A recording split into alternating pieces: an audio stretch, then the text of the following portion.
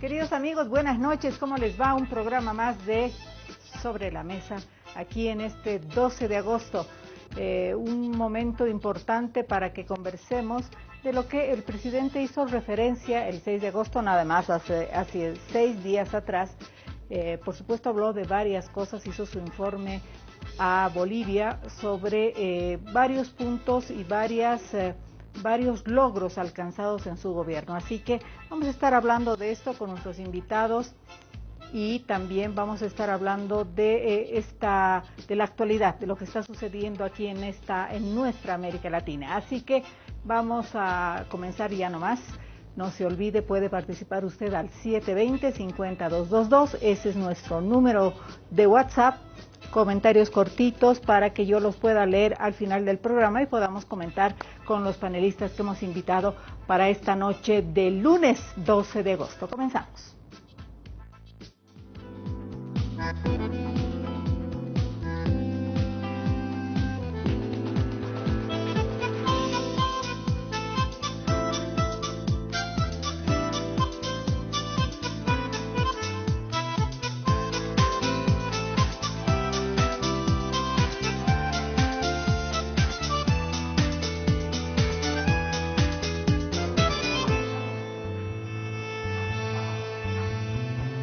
Bien, vamos a comenzar el programa. Yo le decía al inicio, vamos a hablar de lo que ha sido el informe del presidente hace 6 días atrás. Usted me dirá, bueno, ¿y por qué están hablando de esto? Estamos hablando de esto porque hay temas muy importantes que los bolivianos tenemos que conocerlos y tenemos que tener un criterio sobre eso.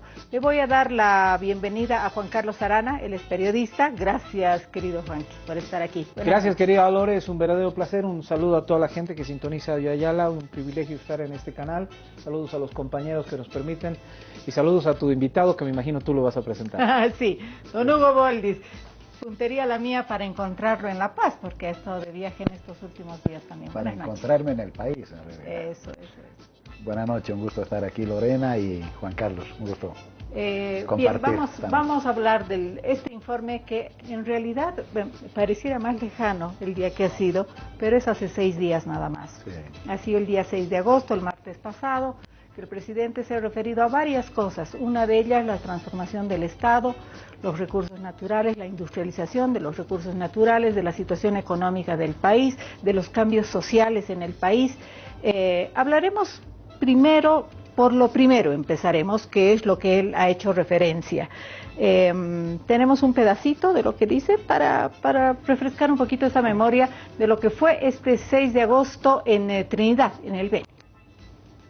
América Latina y el mundo nos miran de una manera diferente por los logros alcanzados en tan poco tiempo. Hemos dejado de ser el país objeto de caridad internacional, nunca más mendicidad mundial.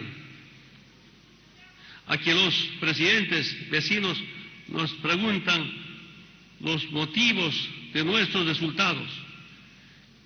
En este último año hemos estado en Rusia, Turquía, Emiratos Árabes, hemos dialogado con el presidente Macri Vizcarra, presidimos la CAN-CELAC UNASUR, también recibimos visitas del presidente de la India y Paraguay. Haciendo referencia cuando él dice, hemos dejado de ser el país de la caridad, ese país que pasaba el sombrero para que le presten platita porque no podía pagar aguinaldos. Básicamente es eso a lo que se refiere el presidente. Ahora estamos en una época distinta, querido Juan Carlos, porque obviamente el país tiene recursos. En estos últimos años tiene los recursos que nunca antes en su vida republicana ha tenido Bolivia. ¿Qué me dices de esto? A ver, yo creo que hay que hacer una lectura doble y en esto creo que vamos a coincidir. Es un presidente candidato y el presidente candidato no deja nada a la casualidad. Debo decirte que Evo Morales es uno de los mejores políticos del último tiempo y lo digo sin ningún reparo ni amparo. Claro. Es hiper hábil. El pensar que le escriben sus discursos tratando de menospreciarlo es una tontera. es un hombre que sabe dónde va a poner el acento. Y si hay algo donde esta gestión le pueden reprochar utilización de la justicia, que los pacientes de cáncer tengan problemas, le pueden reprochar un montón de cosas, pero la estabilidad es el barco de batalla y el buque bandera insignia de estos casi 14 años de gestión. Nadie puede decir, oye, Argentina acaba de registrar 60 pesos argentinos por $1. Así es. La Argentina de Macri recibió 20 y ha triplicado el problema para los argentinos, ¿no? Por 300%. Nosotros no. Tenemos un dólar controlado. Los exportadores siempre se quejan porque hay que quejarse. Y tenemos un país que vive en estabilidad. Y nadie que nos está viendo ahorita puede decir, ah, no, es que yo no me he podido comprar mi autito, no he podido comprarme mi departamentito. No, por Dios. ¿No? Ha permitido la estabilidad, tranquilidad. Y esa es una ecuación perfecta y el presidente lo sabe. Y yo creo que su mensaje ha puesto el acento donde debía hacerlo. Ese es la mayor fortaleza, ¿tú crees, a tu percepción del gobierno? La estabilidad económica y la estabilidad en la gobernabilidad. No. La mayor fortaleza del gobierno es que es el único en este momento en la cancha que sabe jugar a este fútbol. Ha interpretado las fuerzas internas del país, ha interpretado cómo se puede hacer foul también, pero es un país que ha interpretado las fuerzas de Bolivia. Es moderno cuando va a Santa Cruz y da señales de modernidad, es muy originario, autóctono cuando está en los lipes. Es un gobierno que ha emergido del hueso de la gente. La gente lo siente así. La frase de el poder desgasta no existe, pues. O sea, la encuesta de la que me imagino vamos a hablar un poquito más adelante, lo coloca en un sitial que el señor Macri quisiera tener, pues, ¿no? O sea, vamos poniendo las cosas en orden, ¿no? Ayer la cara de Macri traducía todo eso, ¿no? Y yo creo que el mérito de todo esto es que este es un gobierno que sabe hacer política mirando a la gente, y eso es un elemento que no lo compras pues en la calle Yungas, no vas a una biblioteca de Harvard a aprender. Y antes íbamos pues a decirle, oye, en el Club de París, ¿qué quiere mi gente? Y yo voy a hacerlo, ¿no? Entonces hay pues tiempos distintos. Hay sintonía, ¿no? Hay este recoger de lo que piensa la gente, estas reuniones de pronto que el presidente Evo Morales tiene con los diferentes sectores sociales.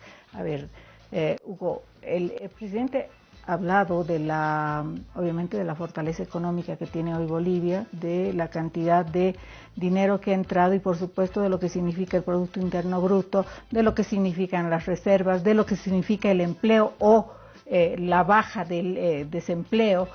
En fin, ha hablado de varios temas importantes. ¿Cómo ves su fortaleza? ¿Ves su fortaleza? Lo mismo que le pregunté a Juan Carlos, en este tema económico, esta percepción de saber tejer esta política boliviana. Lo que pasa es que Evo Morales sintetiza el único proyecto que existe en Bolivia. Y cuando hablo de un proyecto me estoy refiriendo, retomando el ejemplo del fútbol que trae Juan Carlos, que ha rayado la cancha como rayó la revolución del 52. Nada se podía hacer después del 52 que no estuviera dentro del tamaño de esa cancha. Quienes quisieron hacer por la derecha o por la izquierda, estoy hablando de la Falange, estoy hablando del POR, primero el PIR, después el POR, terminando desplazados por la historia. Evo Morales y este proceso de cambio rayaron la cancha del país de una determinada manera con un proyecto que a la luz, ¿no es cierto?, de los resultados es exitoso. No solo por la estabilidad, porque durante el neoliberalismo, me ponía a pensar mientras hablaba Juan Carlos, había un cierto grado de estabilidad, pero era una estabilidad sin crecimiento, una estabilidad sin distribución de riqueza, una estabilidad sin justicia social. ¿Qué es lo que ha hecho Evo Morales? Estabilidad con justicia social, estabilidad con distribución de la riqueza, estabilidad con independencia económica, porque la estabilidad durante el neoliberalismo estaba sentada sobre la explotación de los trabajadores, sobre el saqueo de nuestras riquezas naturales, sobre la transnacionalización de nuestra economía, hasta tal punto, y retomo aquí ejemplo de alguien que era gerente del Lloyds Aéreo Boliviano, que me decía, Hugo, los brasileños hasta los focos se llevaban, ¿no? Me acuerdo un gerente de apellido Ferrufino, gran amigo en ese momento mío, no lo he visto hace años, se llevaban hasta los focos, o sea, imagínate, ¿no? En cambio, aquí hay una estabilidad con crecimiento, una estabilidad con inversión. ¿Cuánto invertía durante el promedio el neoliberalismo? 600 millones de dólares, y eso estoy incluso exagerando, creo que eran 400, 600 millones. Hoy la inversión supera los 4.000 millones de dólares promedio en los últimos años. Entonces, evidentemente, ahí hay un factor que yo creo que lo que está terminando de convencer a la gente, ¿sí? Del por qué, hablaremos después a propósito de las encuestas, por qué Evo Morales es la única garantía de estabilidad con crecimiento y justicia social. La segunda es, o paralela más bien, no segunda, es un proyecto. Evo Morales tiene la capacidad de interpretar esa Bolivia plurinacional y por lo tanto la manera de pensar, la manera de hacer política, la lógica política que no es homogénea de todos estos diversos actores del país y articularlos y tejerlos. Así, y al otro lado no tiene nadie, no encuentra a nadie, ¿sí?, que tenga esa misma capacidad. Así que este 6 de agosto, aunque mucha gente ha dicho que el discurso ha sido repetitivo, etcétera, etcétera, está claro, primero, que ha hablado solo 35 minutos, no es verdad que... 37, no ha hablado... Ya en Potosí habló menos de una hora la anterior, lo que ¿verdad? es un sanísimo ejercicio. Muy bien, por lo tanto no es que es lo mismo. Y segundo, tuvo una capacidad de síntesis, pero dentro de esa capacidad de síntesis resaltó lo que había que resaltar. Somos el país que vamos a ser hasta fin de año, por quinta vez consecutiva, el país que más va a crecer en Sudamérica. Eso impensable hace muchos años. Y segundo, dentro del país, reitero lo que ha dicho, me agarro el ejemplo de Juan Carlos, la gente antes tenía por futuro ese momento. El futuro ahora realmente no es el presente, es el futuro. La gente sabe que puede prestarse del banco, sabe que puede invertir y sabe que mientras hay estabilidad va a tener cómo pagar su autito, cómo pagar su departamento, cómo pagar su casita, o cómo pagar la inversión hecha para algún negocio productivo o comercial. Hay un tema que es muchas veces... Pero que no se me pase, complementando lo que dice adelante, Hugo. Juan Carlos. Nos vendieron, y hemos tenido muchos tecnócratas, ¿no?, los Chicago Boys, por ejemplo, que nos han vendido de que la estabilidad era un fin en sí mismo. Y nos decían, no, hay que expulsar nomás mineros a la calle porque la estabilidad... Claro, teníamos el cucu de la hiperinflación, acordate, Hugo, era dramático. Tú has debido tener la imagen, acuérdense amigos, de los 10 pancitos que te daban por día, con ficha, ¿no? Entonces, tenía la imagen muy fresquita, la imagen de la hiperinflación. Entonces, si venía un tío sabio, además, ha estudiado en Estados Unidos, habla inglés, ¿no?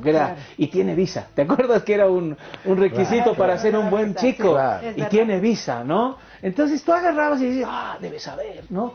Pero acá ha habido un paradigma, y quiero destacar a Luis Arce Catacora como gran protagonista de esto, de que la estabilidad es una herramienta dentro del sueño de la gente.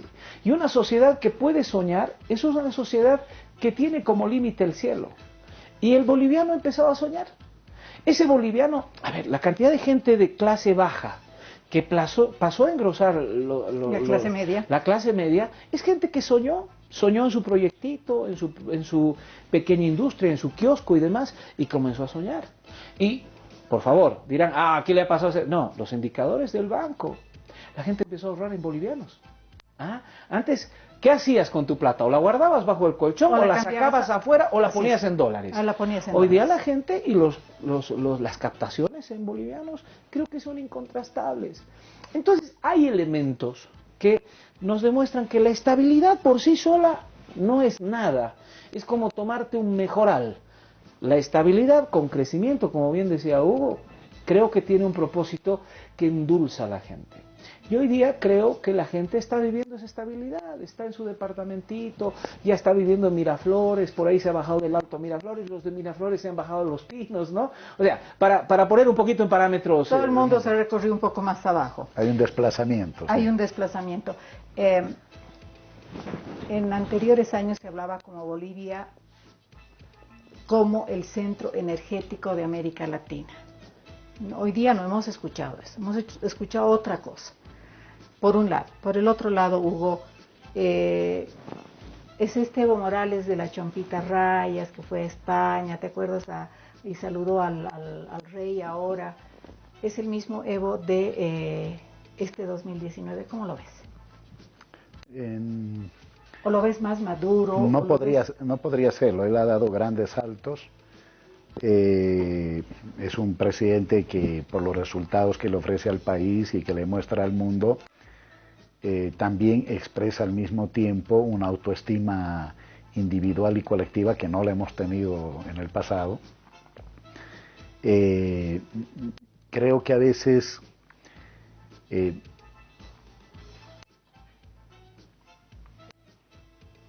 hay entornos, digamos, en el momento de la seguridad, etcétera, que pueden a veces alejarlo, ¿no?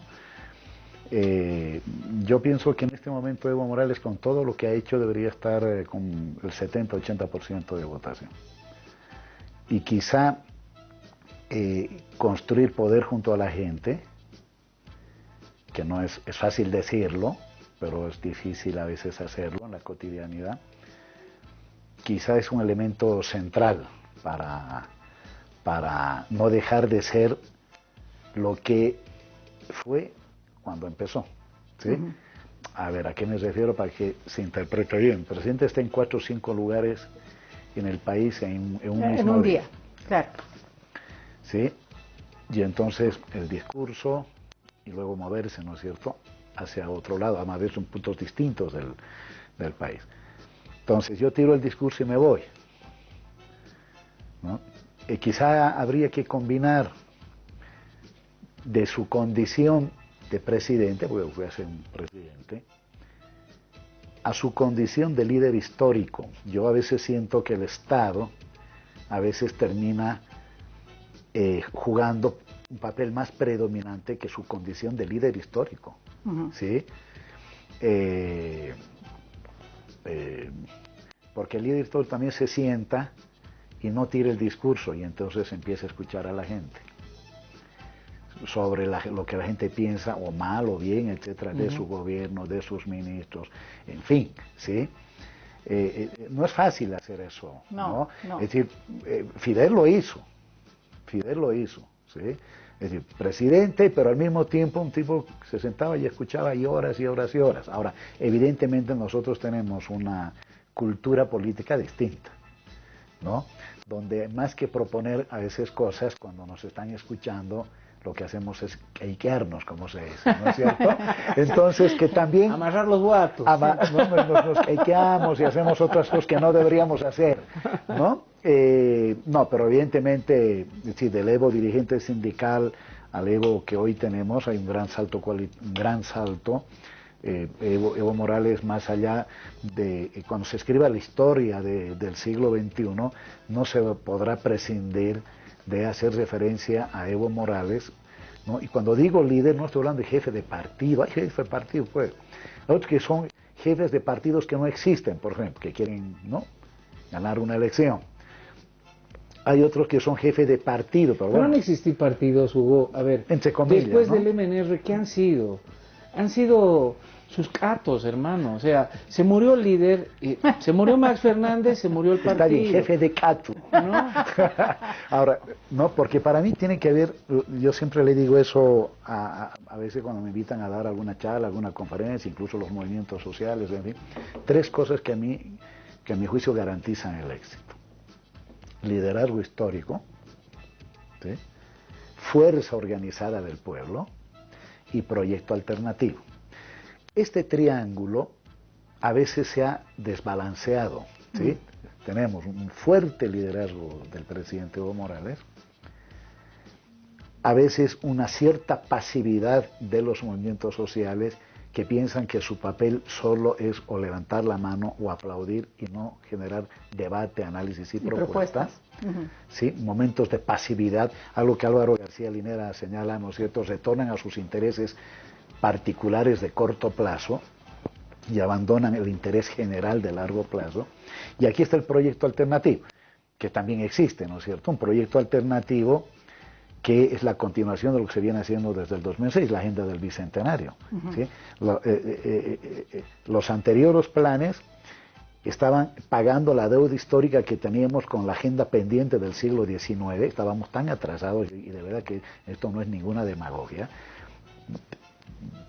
temas pendientes del 2019, del siglo XIX, temas pendientes del siglo XX. ¿Cuál era pues la agenda más importante en el siglo XX? La industrialización. Y en este país no había industrialización, si la gente no creía, las clases dominantes no creyeron en la industrialización. Evo Morales empezó a resolver a esos temas pendientes. Y con la agenda del Bicentenario empezar a proyectar al país hacia realmente la agenda del 2021. A ver, pero dentro de este paquete económico, Juan Carlos, la oposición dice sí, hablan, ¿no?, de lo fabulosa que está la macroeconomía, pero no hablan de la baja en reservas que se tiene.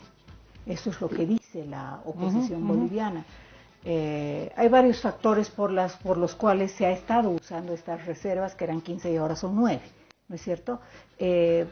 ¿Cómo ves tú el 2014 ha sido un año espléndidamente bueno, económicamente hablando, y por lo tanto políticamente también? Pero después del 2014 se ha venido, como en todo el mundo, a nivel planetario, una desaceleración de las economías. ¿Cómo ves esto? Bueno, no vivimos en Marte, ¿no? Pero si bien en el vecindario cayó un fuerte invierno, no nos hemos resfriado, ¿no? Y creo que eso te demuestra que la estabilidad, también había tenido un efecto, pues, de alguna manera, como tomar un antigripal, ¿no? Y creo que eso se siente. Pero sí hay adolescencias importantes. Yo no coincido, por ejemplo, con Hugo en función de que la agenda republicana haya sido la industrialización. Yo creo que hemos dejado pasar la industrialización, siempre se va a dólar para privados. Pero sí creo, desde los discursos de ese ministro de Energía, Marcelo Quiroga Santa Cruz, se veía en el tema energético una potencialidad para Bolivia. Por eso se peleó pues con la gas y con toda la historia, ¿no? Y construyó la idea y la semillita de la nacionalización. Ahí hay una adolescencia. No hemos tenido la capacidad de contemporizar y entender lo que se nos venía. Un Brasil que estaba comenzando a hacer inversiones en alta mar para encontrar la cantidad de gas que necesitaba. Una Argentina que iba a entrar a una debacle económica como la que está en este momento y que cada vez iba a demandar menos nuestro gas. Pero que también tiene vaca muerta. Y que iba a aparecer las inversiones de vaca muerta. Países que invirtieron en su tema energético. Bolivia, de alguna manera, ahí tiene un talón de Aquiles. No se le puede cargar todo a yacimientos, no. Hay un tema de planificación. Bolivia hoy día está apostando sus fichas, yo entiendo, en el litio, porque el tema del gas medio que va cojeando. O sea, es importante, pero no se tiene que volver fundamental. Entonces creo que ahí sí tenemos una necesidad de dar un golpe de timón de 180 grados, y creo que hay que darle la verdadera importancia. No te olvides, Lorena, de que en nuestro país la exploración petrolera es muy cara. En cualquier lugar perforas, ¿qué te digo?, 2 kilómetros de profundidad y encuentras lo que quieres.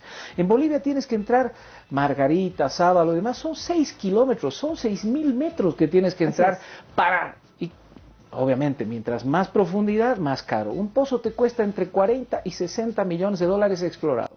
Y de cada 10 pozos, uno te da certeza. Entonces, si no tienes volúmenes de inversión metidos en este tema, ahí tienes serios problemas. Y quizá un poquito, sé que había necesidad de construir carreteras, quizás si hubiéramos reservado un poquito en el Chanchito, La Plata, cuando teníamos más exploración para más adelante, podía ser más interesante.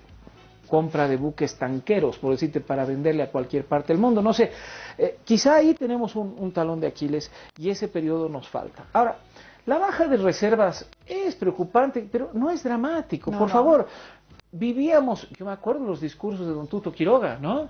Son 400 millones el déficit fiscal de Bolivia, y temblábamos todos, ya la gente decía, bueno, hay que irse. Hoy día vemos hay un déficit fiscal de tanto y lo vemos, bueno, vamos a administrarlo. No tenemos una inflación dramática. ¿Cuánta gente del Brasil, de la Argentina nos miran y dicen, oye, ustedes mantienen tranquilidad, pero en todos los aspectos de la vida? nos falta salud, nos falta mejorar educación, pero ¿quién había dicho que todo eso iba a solucionar rápidamente? Hay que hacer cosas y hay que trabajar, creo, unidos en la perspectiva de construir esas cosas que faltan, una agenda de mutuo consenso. Y comparto lo que te decía Hugo.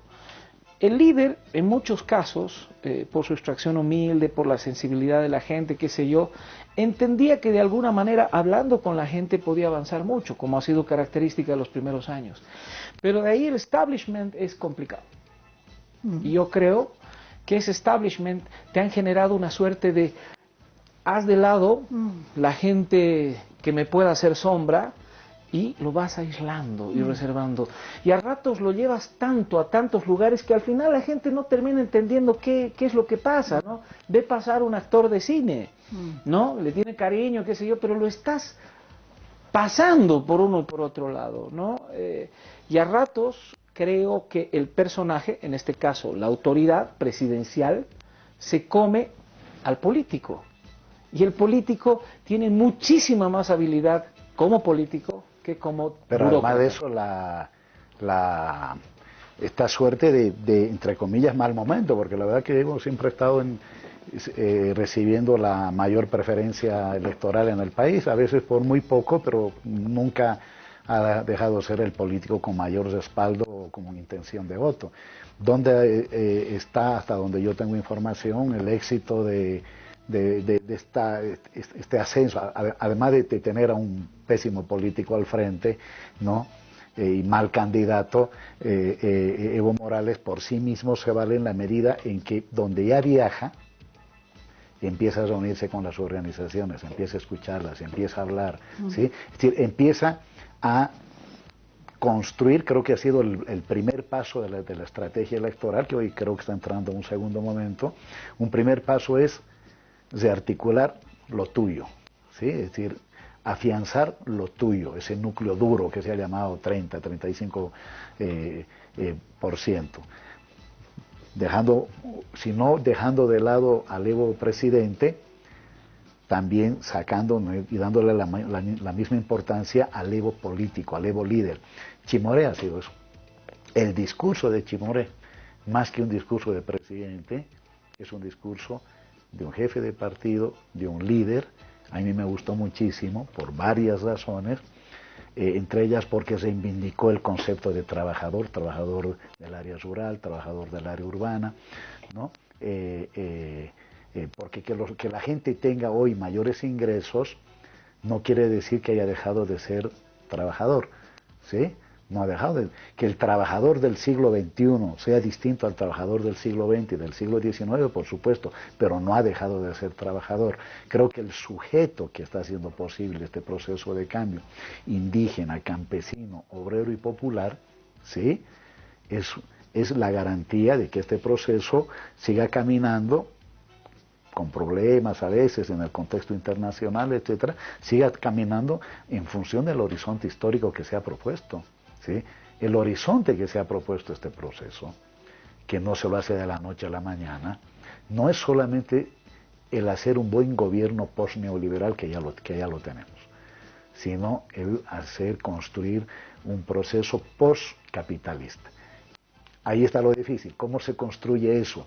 Manteniendo estabilidad, crecimiento, distribución, inversión privada, etcétera, etcétera. Ahí está lo complicado de hacerlo. Pero yo solamente estoy recordando que había un horizonte histórico que movió la construcción de este instrumento político, la resistencia al neoliberalismo y los primeros años de gobierno. ¿Dónde está ese horizonte histórico ahora? ¿Sí? ¿Cómo vamos a avanzar en esa dirección? Creo que es la gran pregunta del momento. A ver, algo de... Me suena más a reclamo lo que está diciendo, ¿no? Más a reclamo, ¿ah? O sea, de pronto siento ahí dónde, ¿no? Es un reclamo de un hombre de compromiso, de una mirada marxista, comprometida, importante. Yo voy más allá, yo creo que no sería tan cruel reclamar el discurso político. Yo creo que ha entendido las fuerzas internas de este país. Es un país que no es de derecha ni de izquierda, es Bolivia, ¿no? Es un país que tiene el 80% de economía informal Y que tú dices, es un país así, nunca desarrolla. Pero un ratito, la banca privada ha crecido como nunca, históricamente como a la nunca. miércoles. Si es economía informal, ¿cómo la banca ha crecido? Infraestructura caminera, infraestructura de servicios, lo hablábamos con gente de organismos internacionales, ha sido impresionante lo que se ha hecho en este tiempo. Es que han tenido plata. Y han habido épocas en las que también han habido plata. La dictadura del general Banzer le inyectaron pero toneladas de plata. Y era el dólar de ese tiempo, el dólar de los 70, que no es el dólar del siglo XXI. Era préstamo además, ¿no? Eran préstamos. Y había un poco de todo. ¿Dónde está? ¿Dónde fue? ¿Dónde quedó eso? Yo creo que ahí, en el discurso, creo que se ha entendido más bien las fuerzas que hay dentro de nuestro país y se le ha dado a cada hijo la destreza. Hay hijos que son buenos para el fútbol, otros que son buenos para la música, otros que son más buenos para las matemáticas. Y al hijo que es bueno en las matemáticas no le regalas una pelota. Y yo creo que de alguna manera hemos entendido que Santa Cruz tiene un determinado código y un determinado lenguaje. Pero Potosí también tiene lo suyo. Ahora, creo que en medio de todo esto hablaba de eso, de una agenda mucho más inclusiva, donde tiene un talón de Aquiles, no es la economía, ya te he dicho, la institucionalización, la institucionalidad. Y ahí tú me vas a saltar al cuello, porque obviamente tu mirada marxista es rompamos todo, quememos la casa para construir la nueva. No puedes romper con 200 años de vida republicana. No, a ver, las revoluciones en el siglo XXI, que no son revoluciones armadas, tienen que ir desmontando el viejo régimen, paralelamente van construyendo el nuevo Estado, ¿sí? El nuevo orden social. Que eso hace mucho más complejo, porque es más difícil. Con las revoluciones armadas, cualquiera que estas hayan sido, desde la francesa hasta la soviética, la cubana, la nicaragüense, en fin, es empezar de cero, ¿no? Hoy no, es decir, hoy tienes que, el concepto de revolución cambia porque vas desmontando lo viejo en el mismo tiempo que vas construyendo lo nuevo. Y donde muchas veces... O sea, de constructor a remodelador me estás diciendo. No, vas construyendo, ¿no? Vas desmontando esto y construyendo. Y a veces lo malo de esto termina contaminando a veces lo nuevo que están haciendo, ¿sí? Eso es dialéctico, de eso no hay que preocuparse. Segundo, lo que quiero significar yo es que el proceso de transición de una sociedad capitalista a una no capitalista va a ser más larga de lo que incluso habían pensado los clásicos en las condiciones del siglo XXI. Lo que sí no debemos olvidar es que que la construcción de una sociedad no capitalista no tiene recetas, vamos a encontrar pistas, reflexiones en Marx, en Lenin, en Engels, en el Che, en fin, pero no vamos a encontrar recetas. Ahora, quienes piensen, y creo que es aquí un tema de tiempos políticos, quienes piensen, ¿no es cierto?, de que se puede convivir una lógica capitalista con una lógica no capitalista en un tiempo prolongado, muy prolongado, se están equivocando, eso no es posible, porque la dinámica del capitalismo termina atrapándote y termina convirtiéndote a tu buena intención en un elemento funcional. Entonces, aquí no hay ninguna queja, aquí lo que estoy, ni reclamo, lo que estoy diciendo simplemente que la discusión dentro que ahorita el debate, fíjense, el debate no es con los que no creen en este proceso, el debate es más bien, yo creo, dentro del proceso. Con los convencidos. Dentro del proceso, porque hay miradas distintas, miradas distintas que expresan una pluralidad política. Espera, Juan Carlos, mucho piensa de que aquí había, ¿no? Aquí todo el mundo piensa lo mismo, estamos programados como si fuéramos computadora, no.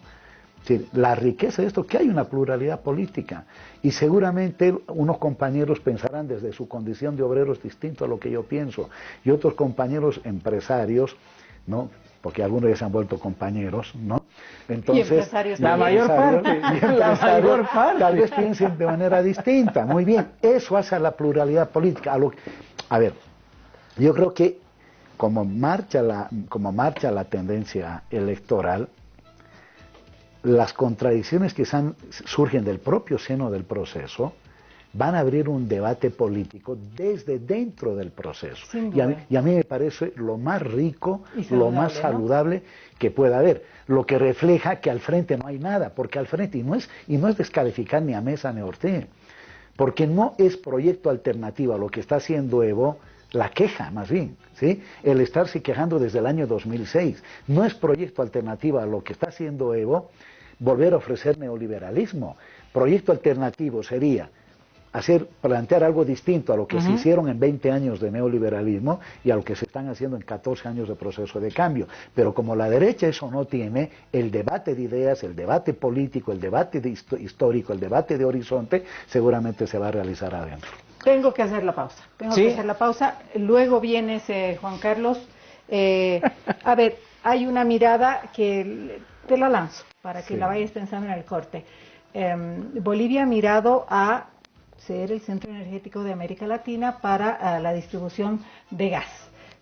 Ahora tú dices, pero pregunta, ¿está girando su mirada a lo que va a ser el litio, la posibilidad que nos da el litio como recurso natural, industrialización, en fin, todo ese proceso? Los detalles al volver de la pausa para que usted nos siga. 720-50-222 es nuestro WhatsApp. Usted puede hacer sus comentarios cortitos para que yo al final del programa los lea. 22:20. Estamos en una conversación interesante porque estamos tratando de desmenuzar lo que ha sido el informe discurso del presidente Evo el 6 de agosto. Veremos un pedacito nada más, luego veremos un pedacito lo que decía a propósito de lo que estábamos hablando. Industrialización, ¿qué decía el presidente Evo? La nacionalización y modernización de la fundición del estaño de Vinto, Horno Alsmed. Actualmente esta es la sexta fundidora de estaño más grande del mundo. También se dio inicio a la industrialización del litio a partir de la cadena de productiva completa, desde salmuera hasta las baterías de litio. 3 plantas hidroeléctricas, 3 plantas solares, una planta eólica. Además, está en construcción las hidroeléctricas Gemiguillas y Birizo. Ni se imagina el proyecto que tenemos con tema litio. El tema litio está previsto 41 plantas, la mayoría en el departamento de Potosí y otros en el departamento de Oruro. 14 plantas de industria de litio, 20 para productos de insumo y 7 para subproductos. Tenemos un lindo plan diseñado no solamente con miras al 25, sino mucho más allá. Esto sí va a mover la economía nacional e internacional. El tema del litio, ¿no? El tema del litio que no se lo está hablando hace una semana, sino hace rato ya estamos hablando los bolivianos de este tema. El presidente dice, hay una mirada hacia, hay un giro, o la idea es gas, como tiene que ser, y litio. Yo creo que hay varias cosas en cuanto a la integración energética. Es gas, es litio, es energía eléctrica, ¿sí? Y si la cantidad de energía eléctrica que se ha previsto producir hasta finales del 2025 puede darle al país ingresos similares, estiman algunos, y otros superiores a lo que se percibe por la exportación de gas, ¿sí? Por eso la apuesta por el bala, en fin, es decir, generación de energía eléctrica. El país no necesita toda la energía eléctrica que se va a producir, son más de 8.000 megavatios que se van a producir hasta la idea es 2022, exportar como lo que se está haciendo con la Argentina. Sí, ¿no? Y está el litio, por lo tanto, son fuentes generadoras de energía, pues litio, gas, energía eléctrica, y a mí me parece una apuesta buena, interesante, que va a generar mayores excedentes e ingresos para el país. Ahora, creo que en algún momento hay que pensar la transición, para que Juan Carlos no piense que es otra queja, ¿no? El vicepresidente decía, criticaba a los que condenan el extractivismo, ¿sí? Que nos quieren convertir en, en guardabosques, ¿no ves? Que no, mientras otros contaminan el mundo a cada segundo, que nosotros no aprovechemos nuestros recursos naturales. Y creo que es un extremo pensar que vamos a dejar de ser un país extractivista, ¿no? Ahora, lo que sí está claro es que tenemos que atrevernos a no ser solo un país extractivista, es decir, pensar en invertir ahí está por ejemplo el Ministerio de Ciencia y Tecnología, que en vez de ser solo un ministerio burocrático, que es algo de lo que he hablado también, desarrolle iniciativas importantes que permitan generar otra fuente de ingresos distintas a las áreas tradicionales. Y voy a volver aquí a Fidel. En el peor periodo especial, cuando se había caído la Unión Soviética, cuando Cuba había perdido más del 87% de su comercio exterior, en fin, cuando prácticamente la economía estaba liquidada. La poca plata que había, Fidel agarró y dijo, la voy a invertir en el polo científico. Alguna gente pensó que era una locura, es decir, si no había plata ni siquiera para comer, ¿cómo vas a invertir? ¿Cómo hacer investigación? Exactamente, y muy bien. Hoy, polo científico, medicina, turismo, se van combinando en función del año y de las características del año como las tres principales fuentes generadoras de ingresos.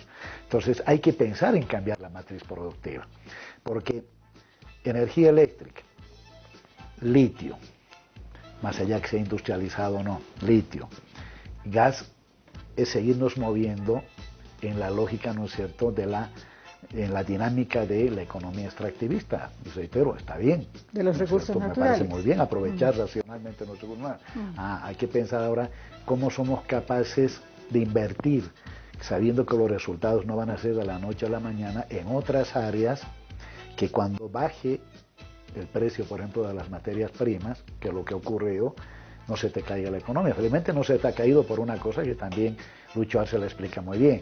Es decir, nuestra estabilidad no solo depende del precio de las materias primas, sino depende de la dinámica del mercado interno, que muchas veces más que ha compensado la caída de las materias, del precio de las materias primas. Entonces creo que hay que animarse a eso. No me parece que el debate está en que si somos o no somos extractivistas, sino además de extraer nuestros recursos, ¿qué más podemos hacer para incursionar en la economía del siglo XXI con lógicas que complementen esa actividad extractivista? ¿Qué dices, Juan Carlos? Te veo sonreír. No. Además que a mí me tocaba la vuelta, pero le he dejado el beneficio y he aprendido mucho. Yo siempre aprendo de Hugo, me encanta. De verdad es un hombre con el que no hemos estado de acuerdo 45.000 veces, pero que siempre nos hemos tratado con cordial respeto y somos amigos hace mucho tiempo. Mira, no digas yo creo 45 años, ¿no? No, vos tenías melena y yo era flaco, así que ya estamos. Son de la misma edad, además, ¿no? ¿O cómo andamos? Sí, yo tenía melena, sí. Bueno. Yo creo que tenemos que no ser ortodoxos, ¿no? Y no ser ortodoxos significa decir ya, bueno, ¿qué ha pasado en 200 años de historia republicana en nuestro país? Ha sido extractivista. Desde la colonia, la plata, los minerales y demás cosas. Le hemos dado a la Pachamama de la que hablamos todos los meses de agosto, ¿no? Coamos y todas las cosas. Yo creo que es tiempo de romper el paradigma y es tiempo de animarse. Yo tomo esa idea. Cuando de pronto ves las historias de Singapur, de Corea, tú dices, oye, estos países estaban realmente en condiciones paupérrimas hace 60 años. En una generación cambiaron su historia. ¿Dónde fue que estos caballeros apostaron? Apostaron en el conocimiento. Ciencia, tecnología, industria naranja, hotelería, los espacios que son amables con el medio ambiente. Hoy día el mundo entero quiere que seas amable con el medio ambiente. Y yo no estoy de acuerdo con que se vea con desdén, es decir, no vamos a ser guardabosques. Costa Rica vende bonos de carbono y Costa Rica vive súper bien gracias a cuidar su medio ambiente. Entonces creo que sí se puede encontrar la ecuación muy al estilo... un equilibrio, creo yo, Juan Carlos, porque también tenemos derecho al desarrollo, ¿no? Sí, pero el desarrollo puede ser discutible. Vas a la Polinesia Francesa, está 100% desarrollada, pero no han contaminado una una de sus islas. Vas a Bora Bora, sigue siendo una maravilla, pero han sabido aprender las destrezas de todo eso. Por eso te digo, no hay que ser fundamentalista, creo que por sobre todas las cosas. Ahora bien, el litio, gran alternativa, pero no es una alternativa aquí y ahora, es una alternativa que tiene que tomarla la gente. ¡Ay, litio! Vamos a comenzar a recibir plata el próximo año. No, no existe. Es una industria en desarrollo. El mundo está virando hacia el litio. Está virando hacia baterías para esto, baterías para tu auto y demás cosas, pero va a tomar un tiempo de desarrollo, porque no aguanta más el planeta Tierra con lo que estamos haciendo ahora. Bueno, le demos su tiempo y estemos preparados para eso. Pero ¿quiénes van a hacer eso? ¿Vamos a traernos profesionales que vengan de Corea, de China, para administrar eso? No, pues formemos nuestro propio conocimiento, formemos nuestro...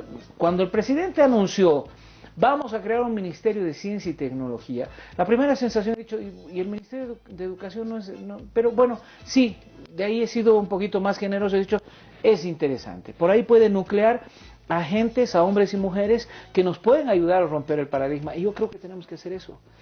Pero hay que tener la valentía de empezar desde abajo. O sea, hasta ahora, ¿cuántos libros rosados, blancos, azules, amarillos, abelinos, iñanes y demás hemos querido mutar? Y seguimos en la educación repetitiva y poco, de alguna manera, liberadora, ¿no? Sigues teniendo directores de colegio que son las máximas autoridades que deciden quién vive y quién muere. La nota sigue siendo un indicador. Oye, en Noruega no existe nota en los cursos.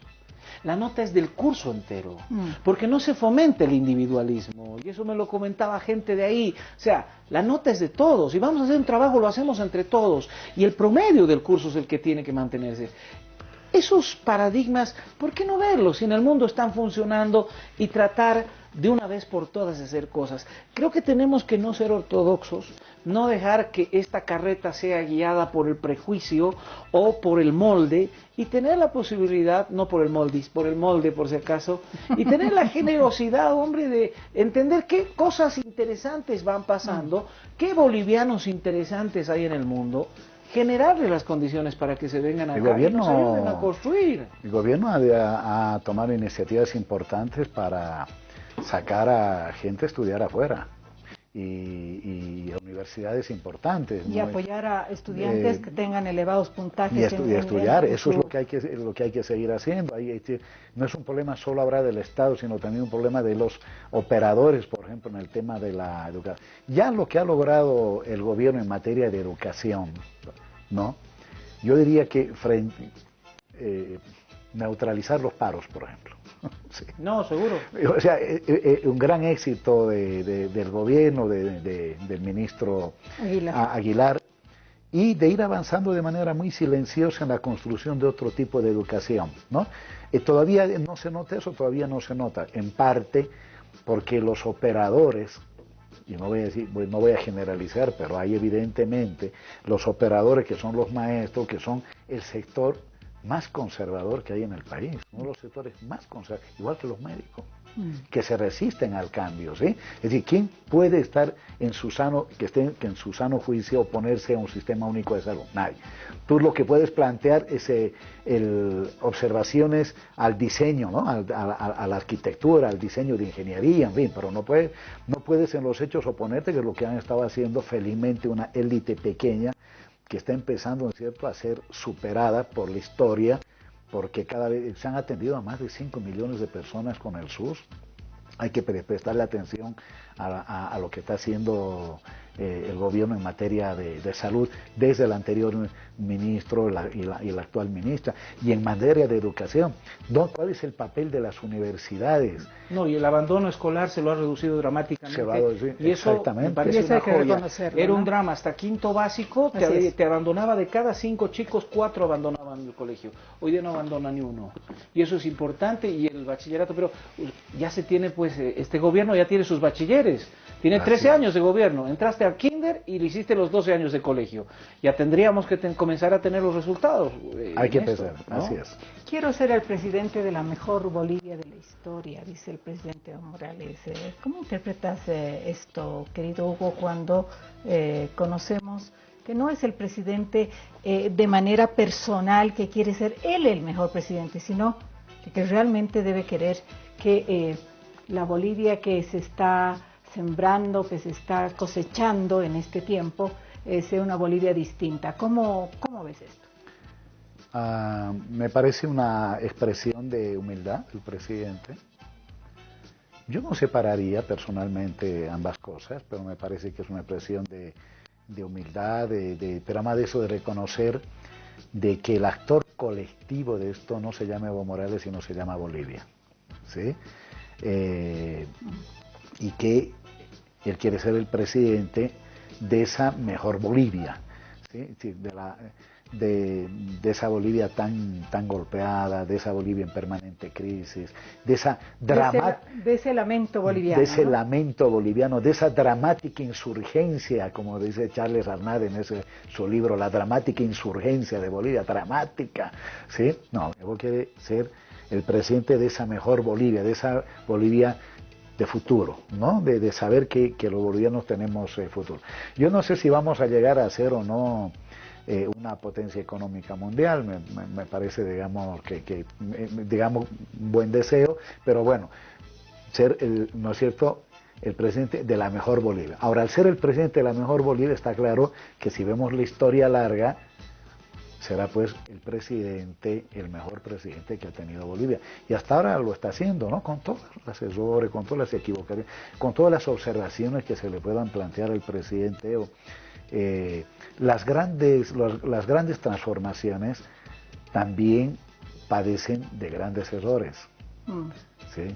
No hubiera grandes transformaciones, no hay revoluciones ni procesos políticos profundos, como queramos calificarlos, sin grandes errores. Hay que atreverse a hacer, y yo creo que lo que Evo Morales está haciendo es atreverse a hacer cosas que, felizmente para todos los bolivianos, la mayor parte le está saliendo bien, ¿sí?, por las cualidades que ha resaltado Juan Carlos, y las que no, habrá que ajustar, porque, ojo, no es delito rectificar errores, no es delito reconocer errores. La virtud, la sabiduría es en saber identificar esos errores a tiempo, rectificarlos a tiempo y consolidar las cosas que se están haciendo bien.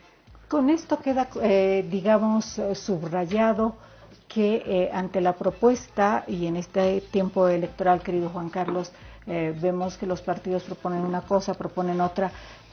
La propuesta madre, diríamos así, es la propuesta del movimiento al socialismo. ¿Cómo lo ves? Mira, a ver, me parece muy buena tu pregunta. Yo no hablaría de propuestas, yo hablaría de una propuesta, no hay, la del presidente, porque las otras, más o menos, y sé que me van a odiar 48 jefes de campaña, no me importa, el proyecto o la propuesta es sacar a Evo Morales del Palacio, y yo les he preguntado a varios de ellos, ¿para qué? No, es que tiene que salir, que es mucho tiempo, ya fantástico, pero la gente es sabia. Hay una voz que dice Vox Populi Vox Dei, ¿no? La voz del pueblo es la voz de Dios. Me he dado el trabajo de ensayar en la última encuesta. Evo, intención de voto 39-1. Ahorita vamos a ver el cuadrito que le vamos a agradecer a Unitel y a la Red 1 por habernos prestado esta desarrollo concepto apoyándome en ellos. A ver. Y de ahí he sumado todos los demás, los otros 8. Aquí está. Llegan a 36. 36-1 llegan todos los demás. O sea, juntos, o sea, hoy día se reclama, ¿no? La unidad, juntos no llegan al 39. O sea, no hay empate en esta historia. Y cada vez, por lo que se puede ver, los indecisos son más poquitos, porque hay gente que va sumando su votación. Ahora, ¿qué te dice esto? Que la gente quiere, primero, tranquilidad, quiere estabilidad. La gente reconoce ciertos errores feroces en el gobierno, hay un 36% que los consideran imposibles de conciliar, pero hay una adolescencia ¿no? ¿Qué más? ¿Qué mirada de país me estás dando? Ajá. ¿No? Y es que has recibido plata de Gonzalo Sánchez de Lozada. Yo hubiera dicho, sí, ¿y qué? Sí, la recibí porque yo tenía que dejar mi empresa saneada para dedicarme a la política. No me pude volver a dedicar al periodismo y eso tenía un monto y un precio. Tenía que dejarlos a mis socios sin deudas. Pero es que no lo hace. Por favor, es que hay estrategas, pues, Hugo, en política no hay nada ni bueno ni malo, y tú sabes, tú has manejado tantas campañas. O sea, ahí tienes que tener la capacidad de medir el discurso. Una vez que te lanzaron la granada, no vas a... ¿no? O sea, mirar a otro lado. La gente quiere respuestas. Y este resultado, no sé si coincides conmigo, yo tengo la sensación que ha tenido una dramática caída, son 5 puntos que cayó Mesa, una dramática caída en función de que no hay respuestas. Así es. A ver, Hugo, sí. ¿qué dices? Este es el resultado de... Dicen que es guerra sucia y muchas de las personas, de los militantes del movimiento al socialismo dicen no es guerra sucia porque la guerra sucia se hace sobre bases que no son verdaderas. Esto es real, esto ha sucedido y don Carlos Mesa obviamente ha recibido la plata que dice la gente que ha recibido. ¿Qué dices? Sí, eso es el resultado. Su silencio lo que hace es profundizar la duda y la sospecha sobre él, ¿no? Y evidentemente la primera gran encuesta que hicieron estos propios medios todavía no se había lanzado por parte de Mauricio Balcázar esta denuncia que ya circulaba, pero todavía no había llegado a tener la contundencia, ¿sí? Porque además de eso es el yerno de Sánchez de Lozada, y que yo sepa, Sánchez de Lozada lo que menos quiere es que Evo Morales siga en el gobierno, que lanzan esta denuncia sobre la plata que habría recibido Carlos Mesa, incluso dando a entender de que había habido una suerte hasta de extorsión para continuar como candidato.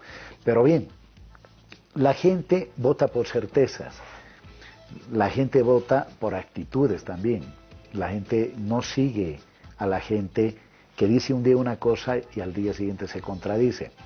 Mesa, varias cosas, ¿no? Más allá si el proceso era bueno o no era bueno legalmente, en fin. Lo cierto es que dijo que él no tenía ninguna cuenta en el extranjero, ¿verdad? Y después apareció diciendo que sí tenía una cuenta en el extranjero. Yo no sé si tú, Lorena, por más que tengas $10 en el extranjero, serías capaz de olvidar que tienes una cuenta bancaria en el extranjero. Es difícil, ¿Ya? ¿no? Es muy difícil, ¿no? Es difícil. Sobre todo España, cuando ¿no? te preguntan, usted, ¿cuántas cuentas bancarias tiene dentro del país y fuera del país? Que tú aparezcas diciendo, yo no tengo, sabiendo que tienes una, pensando que hoy nadie se va a enterar, me parece. Lo que pasa es que, recuperando lo que dice Juan Carlos, tenemos un presidente que tiene actitudes que pueden justificarse en un niño de 5 o 7 años, que cuando comete un error, o cuando lo ponen en evidencia por algo malo que hizo, ¿no?, se tapa así, pensando que el padre no lo está viendo, ¿no? ¿Sí? ¿Se acuerdan, no? Sí. No, pero bueno, pues aquí no estamos hablando de un niño de 5 o 7 años, estamos hablando de un candidato que debería tener, ¿no es cierto?, la prestancia, la actitud, la fortaleza de aclararle al país con absoluta seguridad, ¿no es cierto?, estas denuncias que se hacen en su contra. Pero más allá de las denuncias, vayamos por la parte positiva. Es decir, el único proyecto hoy en discusión sobre si la agenda del Bicentenario está mal, está bien, había incorporarle Tito más, sacarle Tito, es el proyecto del MAS. Hasta ahora no se conoce un proyecto alternativo presentado por la oposición. No existe, no hay. Y si lo hay, sus estrategas no han tenido la capacidad de posicionar. Pero ahí te hago una pregunta, y perdona, no te quiero sacar esto. Yo creo que ahí está el talón de Aquiles también. Coincido contigo de que ese 39 debería ser 70. Sí. A estas alturas debería ser 70. Sí. ¿Por qué? Porque tienes 14 años en los que has mostrado las cosas. No les estás proyectando un país. Estás demostrando que estás construyendo cosas. ¿Por qué no se vuelca esta tortilla? ¿Por qué tienes 60% más menos al frente y 39 en este lado? Yo creo que ahí es donde la gente intuitivamente te está reclamando una justicia más transparente, mayor institucionalidad. Te está reclamando cualquier proyecto alternativo a este debe ser porque necesito que se cumplan las reglas del juego. Y creo que ahí no podemos negar que hay un 60% de país, de cada 10 bolivianos 6, que más o menos no están encantados con la idea de un Evo Morales 2020 a 2025. Entonces, donde ahí creo, si tú habrás hablado de fases, en esta segunda fase se tiene que convencer o dar señales de que este es un país que va a virar y va a caminar a esa carencia de institucionalización. Hugo, Lorena, por favor, el Poder Judicial es impresentable. O sea, nadie puede decir, sí, no, mira, nuestro juez, nuestro magistrado. Nuestro Tribunal Supremo Electoral lo único que está consiguiendo es deslucir ese resultado. Porque si el día de mañana tienes una victoria, como la tendencia lo marca, la gente, para justificar sus fracasos políticos, va a decir, ha habido fraude. Y van a deslucir un resultado que en sí mismo la gente lo está dando. Ahora, un 39, cuando faltan más de 70 días todavía de campaña, por Dios, esto puede dar un salto histórico fundamental. Ahora, creo que a tu programa le vamos a tener que sacar la, ¿no? O sea, vamos a poner sobremesa nomás. Tengo que hacer la pausa. Luego venimos y leemos algunos mensajitos. Y bueno, ¿cuál es el desafío que tiene este gobierno? Evo Morales, que tiene 39 puntos en la intención de voto. A ver, vamos a ver qué es lo que dicen nuestros panelistas.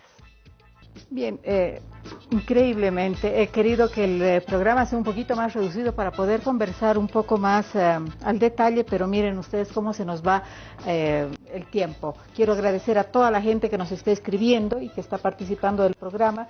Voy a leer un mensajito cortito para que usted no se enoje, por supuesto que nos está siguiendo. Hasta hace unos años Bolivia era un país inviable, dice el comentario aquí. En la última década se están cumpliendo deudas históricas que no se realizaron en 500 años. Eso es el Bala, ¿no es cierto? Un montón de proyectos que sí los ha hecho el presidente Evo Morales. Reivindicaciones como vertebración caminera, por ejemplo, infraestructura básica productiva, lo más valioso, en mi opinión, la autoestima y la identidad cultural. Comentario cortito, por favor, querido Hugo. Eso es, exactamente. Estamos volviendo a ser, diría David Choquehuanca, lo que la conquista nos mutiló, nos castró, nos quitó la cabeza. Es decir, la conquista nos llevó en un momento a no ser nosotros, ¿sí? Y a pensar como ellos. Hoy estamos empezando a ser nosotros y por eso creo que esa parte subjetiva es el logro más importante, a la que le añado independencia económica, soberanía política, que nos da ciertamente un lugar en la historia del mundo que no lo teníamos antes, o por lo menos en América Latina. A ver, Juan Carlos, si Mesa recibió un dinero para ser vicepresidente, ¿cuánto está recibiendo y de quién para ser candidato a presidente? Gran pregunta, por supuesto, gran pregunta, lógico. Me sumo a esa pregunta, ¿no? ¿Lo has pensado o no lo has pensado? No, mira, yo creo que acá hay que dar respuestas contundentes. Yo no veo per se, digamos, más grave hubiera sido que crea en el GONI.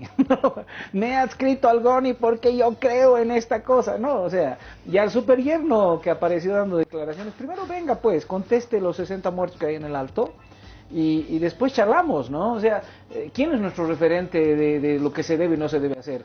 Yo creo que hay una cuenta con la historia de Bolivia, pero bueno, la pregunta tiene que ser contestada por el interesado, ¿no? Que no contesta. A ver, bueno, hay algunas Como decía, le voy a quitar la idea, porque esta ha sido idea de Juan Carlos antes de entrar a este. Mesa le anda reclamando a Evo de no querer debatir, de no darle respuesta para cuando debate. Sí. Pero hace más de, ¿cuántos días? Ya son 11, 12 días que Carlos Mesa no le responde a la gente lo que la gente quiere saber a propósito de la plata que recibió. Bueno, aquí hay un comentario y voy a leer la última parte porque es importante. Así era Juan Carlos, ¿verdad? Sí. Porque es importante, bueno, hacen alguna apreciación sobre lo que ha hablado Hugo Moldis, lo que es Hugo Moldis también, y dicen, acuérdense, todo el derroche tendremos que pagar los más pobres, dice Hugo.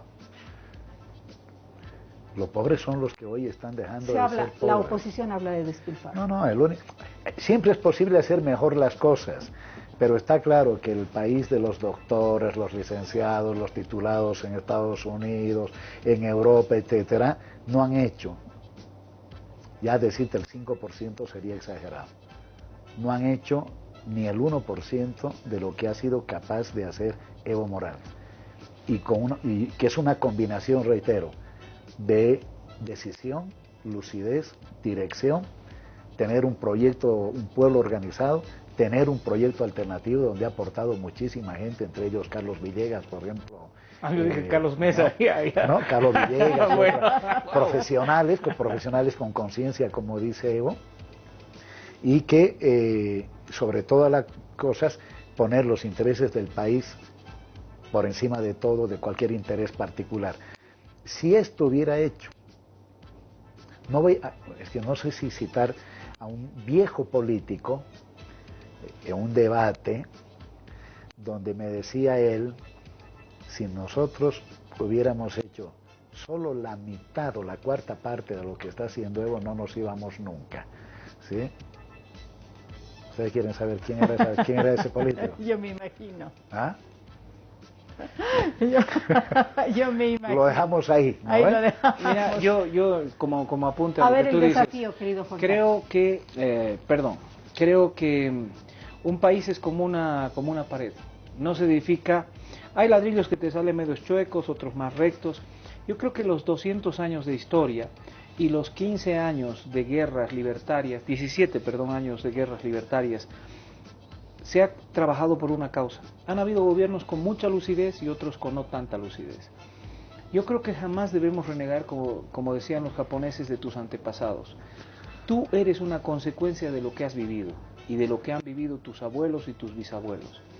Dejemos esa historia de broncas y ahora decir, esta es la no, Bolivia es el resultado de su gente y hemos construido un país con errores, con aciertos, que está aún triste de celebrar sus 200 años de vida republicana.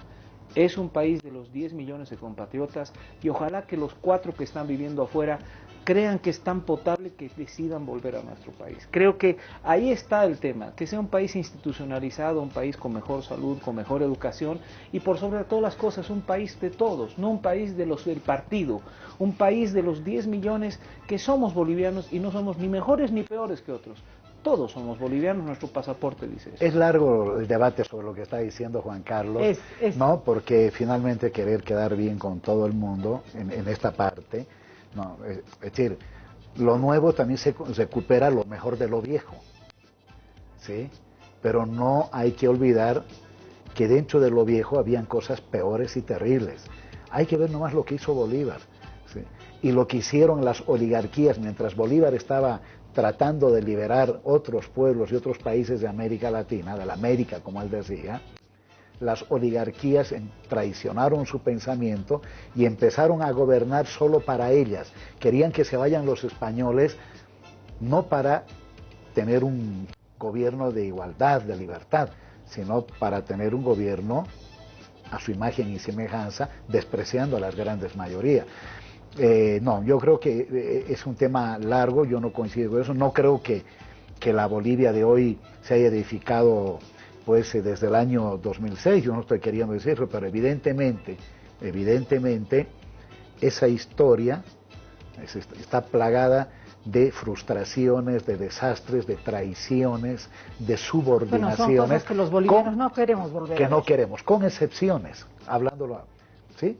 David Toro, Bush, ¿sí? Es decir, gobiernos que, JJ Torres, que se atrevieron a querer hacer cosas, Obando, que a pesar de que persiguió a la guerrilla, nacionalizó junto a Marcelo por segunda vez el petróleo, pero son excepciones. La generalidad de nuestra historia está plagada de traiciones, de subordinaciones, primero a las potencias europeas y después a los Estados Unidos, y ahí no encuentras, yo no encuentro nada nuevo, ¿no? Hugo, para cerrar, ni nada bueno. Hugo, para cerrar, el desafío, como le pedía Juan Carlos, el desafío para el próximo gobierno, ya sea este o el otro. El desafío para Evo Morales es ajustar la agenda del bicentenario a las condiciones del siglo XXI. Segundo, restablecer un equilibrio, creo yo, a veces desbalanceado, entre sociedad política y sociedad civil, es decir, entre Estado y mayor protagonismo del pueblo, ¿sí?